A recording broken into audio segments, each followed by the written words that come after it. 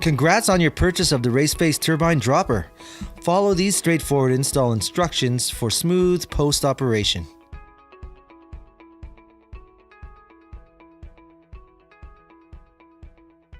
Tools required to install your turbine dropper post include a cable cutter, hex key wrench set, and a 10mm socket. This is what is included with your turbine dropper post.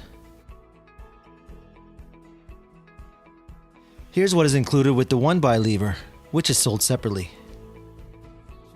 Step 1. Cable routing.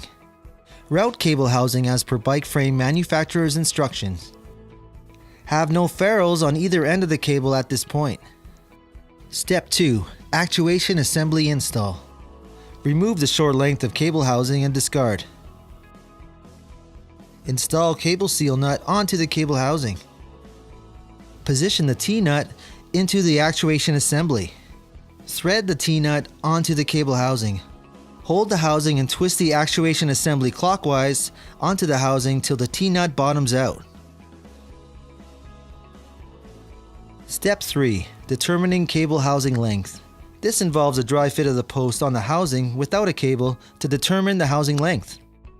Screw in the grub screws using a 2mm hex until flush with the actuation assembly. Hold actuation assembly and slide bottom of post over the assembly. Hold the actuation assembly static and rotate the post clockwise till it bottoms out. Finger tight, no tools required. Now slide the cable seal nut up the housing and over the assembly and turn that nut clockwise to thread it into the bottom of the post. Again, finger tight, no tool required. While installing your post into the frame, pull the excess cable out of your frame towards your bars. Not too tight, but leave no excess in the frame. Set the seat post to your desired climbing height and tighten the seat post clamp. Align the housing on the bar at your preferred lever location and now turn the bars fully left or right depending on your lever location. Trim the housing at this length and place a ferrule on the cockpit side of the freshly trimmed housing. Now it's time to remove the post from the bike. Unscrew cable seal nut by holding post static and turning the nut counterclockwise.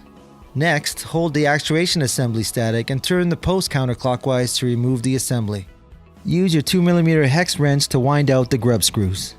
Step 4. Install the shifting cable. There'll be separate procedures for the universal remote and the 1x lever. Feed your shift cable through the cable opening in the lever. Now feed the cable through the noodle, making sure the noodle is correctly orientated. Feed the complete cable through the housing till it is fully through to the other side. Take note of any excess friction while threading that shift cable through. If you do feel any friction, recheck the cable housing routing as there may be an issue. Feed your shift cable through the cable opening in the lever. Feed the complete shifting cable through the housing till it is fully through to the other side. Take note of any excess friction while threading that shift cable through as there may be an issue. Step 5. Installing cable into actuation assembly. Guide shift cables through the T-nut and the top of the actuation assembly. Pull remaining cables through the actuation assembly till tight. Now set the top of the T-nut to be lined up with the line on the actuation assembly. Tighten the grub screws evenly with the 2mm hex, making sure the outer edge of the grub screws are completely flush with the actuation assembly cylinder. Using your cable cutters, trim the excess shifter cable from the top of the assembly. Leave a maximum of 2mm of cable showing. Step 6. Installing actuation assembly into post. Slide the bottom of post over the actuation assembly. Hold the assembly static and rotate the post clockwise to thread into the post till it bottoms out. Finger tight, no tool required. Now slide the cable seal nut up the housing and onto the post. Turn that nut clockwise to thread into the post. Again, finger tight, no tools required. Step 7. Inserting post into frame. While inserting the post into the seat tube, pull excess cables through the bike from the front end. Set the seat post to your desired climbing height and tighten the seat post clamp. Do not over tighten as it can have a serious effect on proper post operation. Step 8. Installing remote lever. Note there are separate procedures for installing the universal and 1x remotes. Remove the remote lever clamp bolt with the 3mm hex. Open the clamp and place the clamp around the handlebar in the desired location. Close the lever clamp and insert the bolt back into the clamp. Now use that trusty 3mm hex again to tighten the clamp to the bar. Set lever rotational position before tightening remote lever fully. Attach the lever assembly to the clamp. Note there are 2 reach positions available. Choose the one that is best suited for you. Set lever rotational position before tightening remote lever fully. Step 9. Setting cable tension. Please note there will be separate procedures for the universal and 1x levers.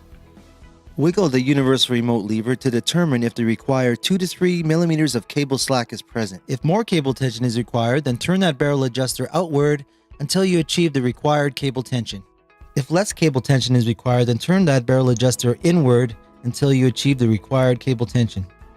Now that you've achieved the correct tension, you'll need to tighten the inner lock nut till it's flush with the barrel adjuster. Final step is to ensure you have a similar 2 to 3 mm of slack in the lever when the post is fully raised or lowered. Wiggle your 1x lever to determine if the required 2 to 3 mm of cable slack is present. If more cable tension is required, then turn that barrel adjuster outward until you achieve the required cable tension. If less cable tension is required, then turn that barrel adjuster inward until you achieve the required cable tension. Final step is to ensure you have a similar 2 to 3 mm of slack in the lever when the post is fully raised or lowered. Step 10. Dropper post operation. Press on your remote lever to activate the dropper post to move freely within its travel range. Let go of the lever to activate the brake and stop the post at its desired position. Step 11. Air pressure adjustment. Air pressure controls the return action and speed of the turbine dropper post. Loosen and remove the seat clamp assembly. The air valve is located on the top of the seat clamp assembly. Remove the rubber protective cover to access the air valve. Remove air valve cap using a 10mm socket. Use a digital shock pump to set the air pressure. The post is shipped, set at 30 psi. The air pressure range to run the post is 20 to 40 psi. You can raise or lower this air pressure value to change the return speed of the post. Now it's time to reinstall that valve cap with your 10mm socket. Do not over tighten this cap. Reinstall rubber protective cover. Step 12. Saddle installation. Slide the saddle rails in between top and bottom seat post rail clamps. Now you can thread in your front and rear seat clamp bolts. Snug down the front and rear seat clamp bolts with a 4mm hex. Position your saddle now in its correct fore-aft position. Continue tightening the front and rear saddle clamp bolts evenly. To level your saddle, alternate between tightening the front or back bolts till the saddle is level. Check dropper post for correct operation and go ride your bike. Check this link to see these turbine dropper post instructions in a printable PDF format. If you're having issues with your posts that have not been remedied through these install instructions, please check this troubleshooting video to diagnose your issue.